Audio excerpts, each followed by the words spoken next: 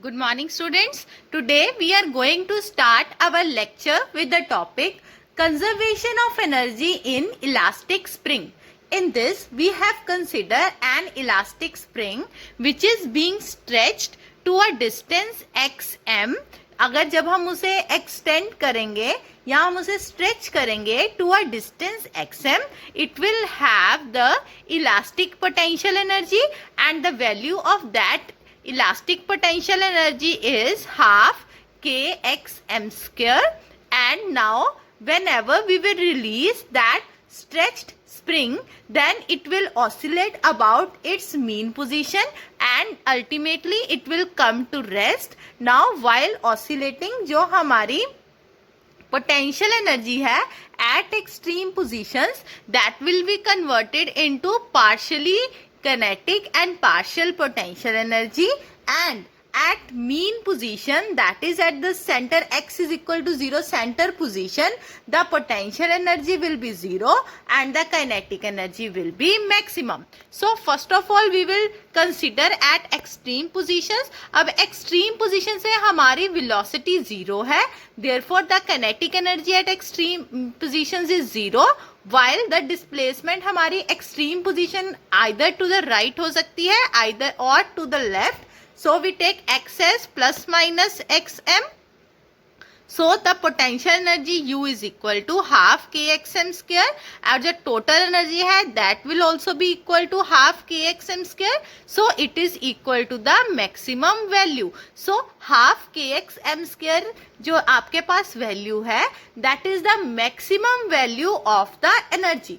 अब second case हम ये करेंगे when the displacement के ना हमारी एक्सट्रीम पोजीशन है ना हमारी मीन पोजीशन है, that is जो हमारी डिस्प्लेसमेंट है it is between minus xm and plus xm. तो इन दोनों के बीच में जो टोटल एनर्जी होगी that will be equal to kinetic energy plus potential energy. उसमें कुछ एनर्जी काइनेटिक होगी, कुछ पोटेंशियल होगी. अब जो टोटल एनर्जी है उसकी वैल्यू क्या है, half k x m square, and the kinetic energy is half m v square. और पोटेंशियल एनर्जी किसी भी पॉइंट x पे, x हमारा क्या है बच्चे, x is the point which is lying between minus x m to plus x m. So potential energy will be equal to half k x square. तो इसमें से half will be cancel out, we will have m v square. यहाँ पे हमें velocity निकालनी है spring की, so we have m v square is equal to k x m square minus k x square. अब वेलोसिटी की value निकालने के we will take under root, we will have v is equal to under root of k x m square minus k x square upon m. ये हमारा था if the position is between minus xm to plus xm. Last we will consider at mean position. Now at mean position the potential energy is 0 and the kinetic energy is maximum, that is half m vm square. vm हमारी क्या है, mean velocity at mean position, and the it is equal to the total energy of the total elastic potential energy of the spring, that is half kxm square. Means जो हमारी at mean position पे जो total potential energy थी at extreme position half k x m square, it is completely converted into kinetic energy half m v m square. तो यहाँ से जो velocity आएगी वो कितनी आ जाएगी, under root k upon m into x m. And students, this is the graph of variation of kinetic energy. Here K represents kinetic energy, U represents the potential energy. जो हमारी सेंट्रल लाइन है it represents the mean position, and minus xm and plus xm represents the extreme positions. You can see that at extreme positions the kinetic energy is 0 and at the mean जो हमारी extreme positions है उस पर kinetic energy की value 0 है और mean position पे kinetic energy की वैल्यू मैक्सिमम है, वाइल जो पोटेंशियल एनर्जी है it has the maximum value at extreme positions and minimum value at mean position. Next we are going to discuss different forms of energy. There are basically 5 forms of energy: mechanical energy, internal energy, heat energy or thermal energy, electrical energy and nuclear energy. First we will discuss the mechanical energy. Mechanical energy क्या है बच्चे? That is the sum of kinetic energy and potential energy in bulk is called mechanical energy. जो भी हमारे पास किसी body की kinetic energy है और पोटेंशियल एनर्जी है उसका जो सम है that is known as the mechanical energy. Second is the internal energy. अब हमारे पास अगर कोई भी बॉडी है, अब बॉडी के अंदर हमारे पास बहुत सारे मॉलिक्यूल्स होते हैं और जो मॉलिक्यूल्स हैं that vibrate with respect to each other और उन वाइब्रेशंस के कारण they possess kinetic and potential energies. So the sum of kinetic energies and potential energies of all the molecules which are present inside the body is known as its internal energy. Next is heat or thermal energy. अब body जो हमारी कोई भी body है उसमें जो molecules होते हैं they are in random motion and due to the random motion of the molecules present in a body has a heat energy and जो हीट एनर्जी है it is also due to the internal energy of the body. Next is electrical energy. Electrical energy किसके कारण होती है? Electric charges and currents. क्योंकि जो भी हमारे पास इलेक्ट्रिक चार्जेस हैं they exert force on each other.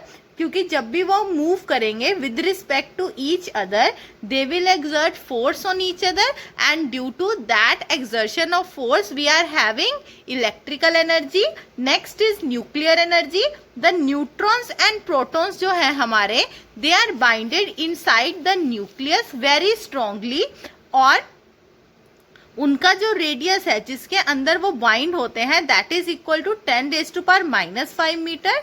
और उन इलेक्ट्रॉन्स और उन न्यूट्रॉन्स और प्रोटॉन्स जो हमारे न्यूक्लियस के अंदर बाउंड है उनकी जो एनर्जी एसोसिएटेड होती है उनके साथ that binds those neutrons and protons inside that nucleus is known as the nuclear energy. Next we have Einstein's mass energy equivalence. अब in 1905 आइंस्टाइन ने डिस्कवर किया कि जो मास है it can be converted into energy and the energy can be converted into mass and they are related by the relation E is equal to mc square where c हमारा क्या है? Speed of light in vacuum that is 3 into 10⁸ meter per second. According to this जो अगर हमारा किसी भी equation में if mass disappears मतलब अगर हमारा टोटल मास है फाइनल मास है वो इनिशियल मास के इक्वल नहीं आता तो that mass may be have converted into some form of energy. और अगर हमारी किसी भी एनर्जी की इक्वेशंस में initial and final energy is not equal तो वो जो एनर्जी है it has been converted into mass. मतलब जो एनर्जी और मास है they are inter convertible but for this the particle must be moving at a very high speed or they should have very strong interactions. Next we have principal of conservation of energy. अब मैंने आपको conservation of energy पहले ही बताया था. According to the principle of conservation of energy energy can neither be created nor be destroyed but it can be converted from one form to another. और हमारे पास जो भी एक आइसोलेटेड सिस्टम है, आइसोलेटेड सिस्टम मतलब अ नॉन इंटरेक्टिंग सिस्टम, जो system किसी और सिस्टम के साथ इंटरेक्ट नहीं कर रहा है, तो द टोटल एनर्जी जो हमारी आइसोलेटेड सिस्टम की है it always remains constant. Now जो हमारा पूरा यूनिवर्स है उस यूनिवर्स को कंसिडर किया जाता है एन आइसोलेटेड सिस्टम. इसका मतलब टोटल यूनिवर्स में जो टोटल एनर्जी है उसमें जो टोटल एनर्जी रिमेन्स कांस्टेंट. अगर एक जगह पे हमारे पास एनर्जी लॉस हुई तो उतना ही equal amount of energy must have been gained at some other part of the universe, so that जो हमारा टोटल अमाउंट है it will always remains the same और constant. Okay students, today we have discussed till principle of conservation of energy and on Monday we will start with the power.